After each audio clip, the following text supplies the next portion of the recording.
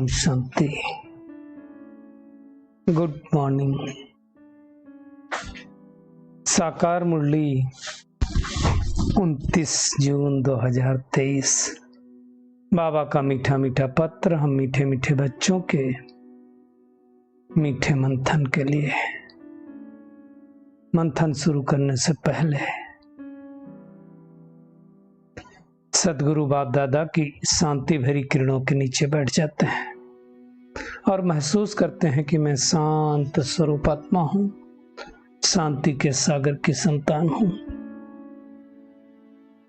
आज की मुरली बहुत शानदार है, जिसमें बाबा ने ईश्वरीय बचपन की बात की है, पुरुषोत्तम संगम युग की बात की है और बहुत ही श्रेष्ठ वरदान दिए है। तो आज हम इसकी शुरुआत वरदान से करेंगे। दुनिया में हंस को बहुत अच्छा माना जाता है। होली हंस कहा जाता है। हंस बहुत पवित्र होता है और उसकी बुद्धि बहुत दिव्य होती है। हंस क्या करता है? क्षीर और नीर, क्षीर का मतलब होता है दूध और नीर का मतलब होता है पानी, दोनों को सेपरेट कर देता है। अब सोचने की बात है, दूध और पानी एक बार मिक्स हो जाए तो उसको सेपरेट करने के लिए बॉयल करना पड़ता है। अब बॉयल करते करते क्या होता है, पानी तो इवापोरेट हो जाता है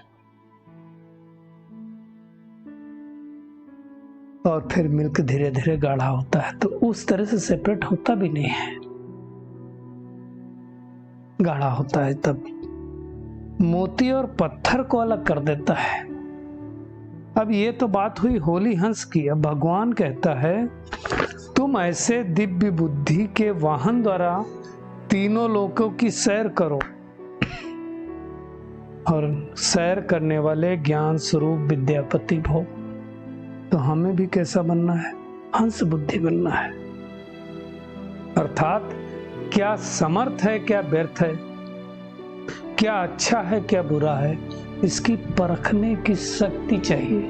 नहीं तो हम परख नहीं सकते, तो बहुत गलत गलत निर्णय लेते हैं और गलत निर्णय से सारा कुछ गड़बड़ हो जाता है।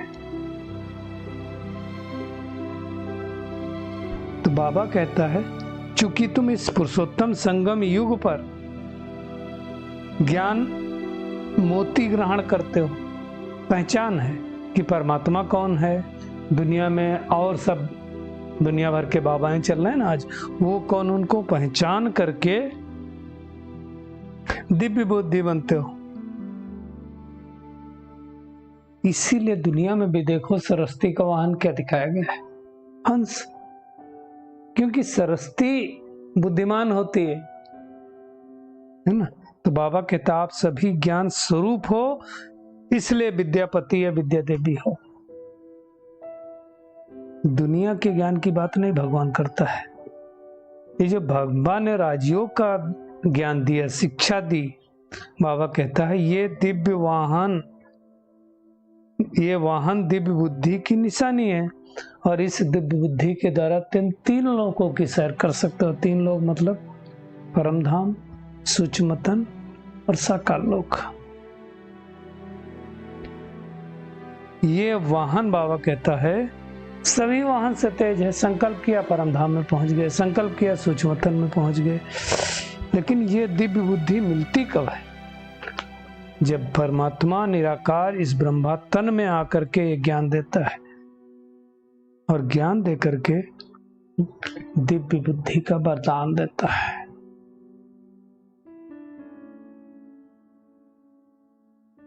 योगी भव, पवित्र भव का वरदान देता है।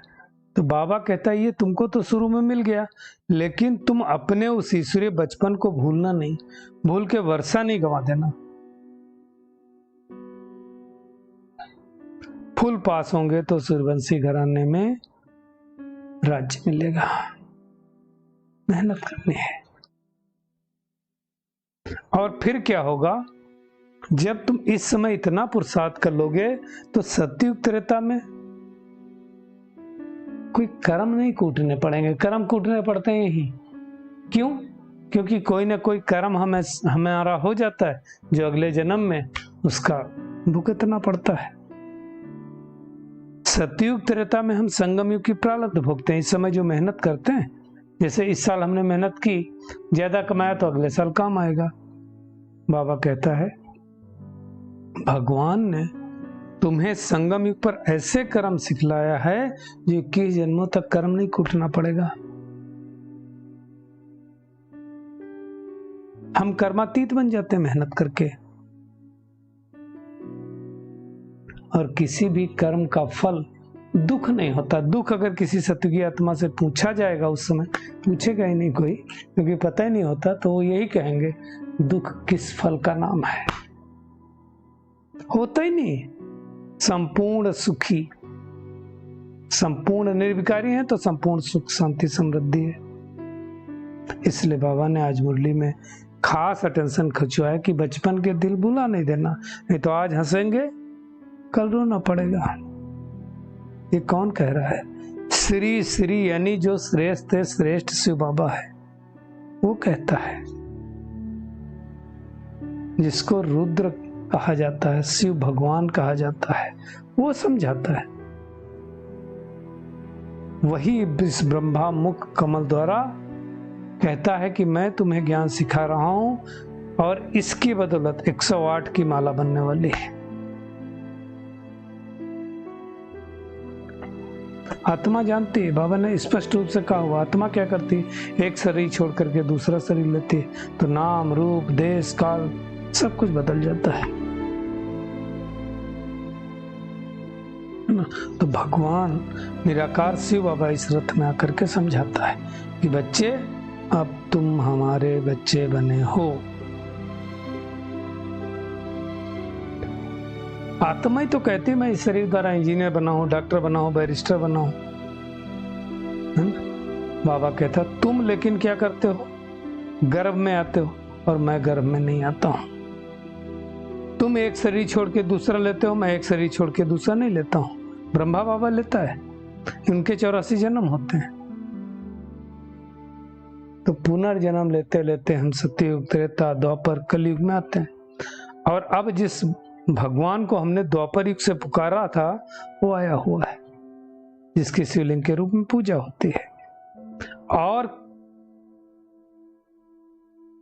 किसी की पूजा की शुरुआत वहां से नहीं होती, शुरुआत शिव परमात्मा से होती है। इसलिए 12 ज्योतिर्लिंग मशहूर है। सोमनाथ पहला मंदिर बनता है ना। सतयुग त्रेता में किसकी भी पूजा नहीं होती है। बाबा कहता है इसमें तुमको अटेंशन रखना है। ईश्वरीय नशा जो शुरू शुरू में ज्ञान में चलते हैं, हम मिलता है ना, उसको भूलना नहीं है। तो बाबा कहता है, समझाता है कि मैं परम धाम में रहता हूं और एक ही बार आता हूं जब मुझे इस ज्ञान को तुम्हें देना होता है, पढ़ाना होता है। बाबा देखो कितने नशे की बात कहता है। तुमने हमारी गोद ली है, ये ईश्वरीय पाठशाला है और मैं इस ब्रह्मा तन द्वारा तुमको प्राचीन राजयोग सिखला रहा हूं।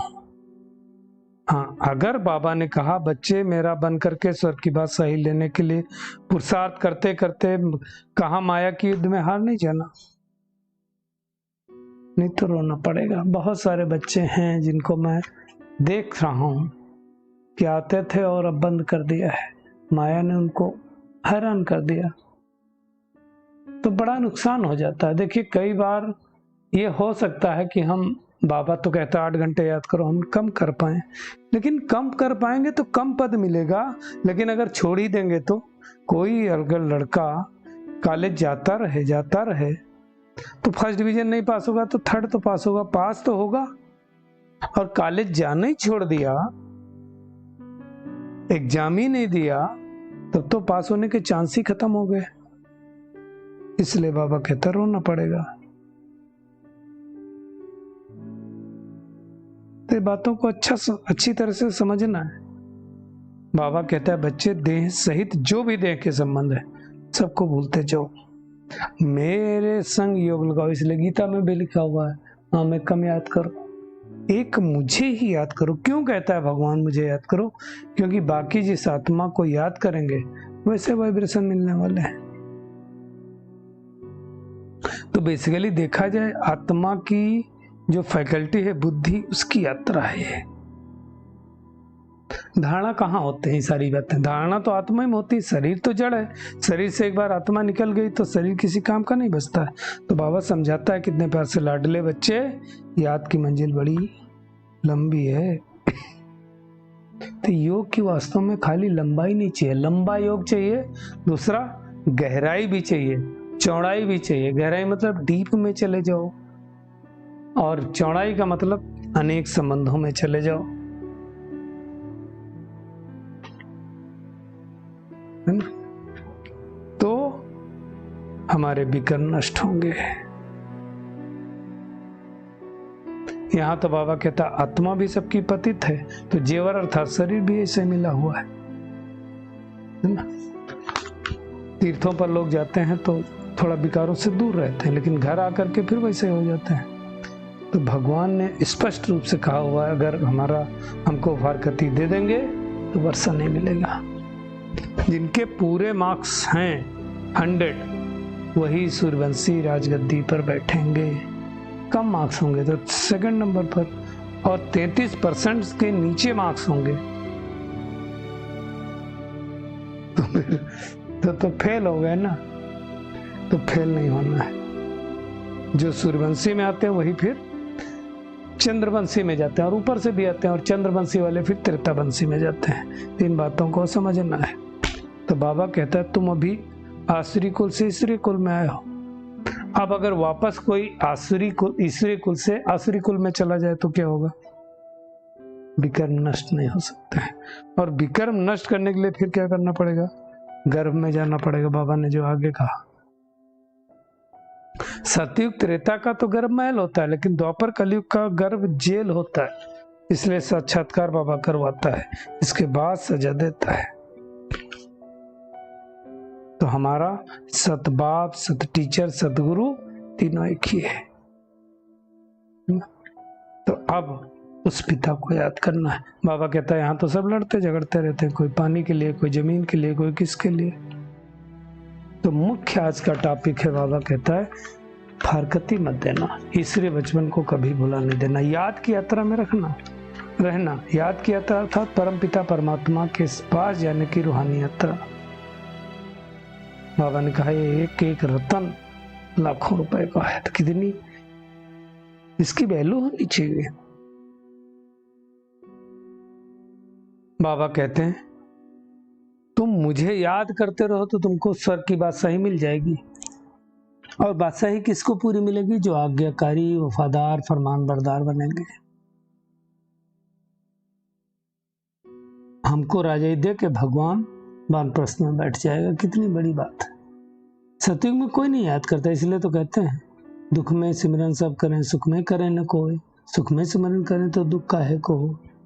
तो क्या करना है आज का होमवर्क है यही, एक तो ईश्वरीय बचपन भुलाना नहीं है ना। 8 घंटा पांडव गवर्नमेंट की मदद करनी है, और अपनी बुद्धि को डिवाइन रखना, हंस बुद्धि बनाना है, जो सही और गलत का निर्णय कर सके, अच्छे बुरे की पहचान कर सके। कोई भी उल्टा कर्म करके सदगुरु की निंदा नहीं करानी। मम्मा बाबा जैसे पुरुषार्थ कर सूर्यवंशी राजाई ले लेनी है।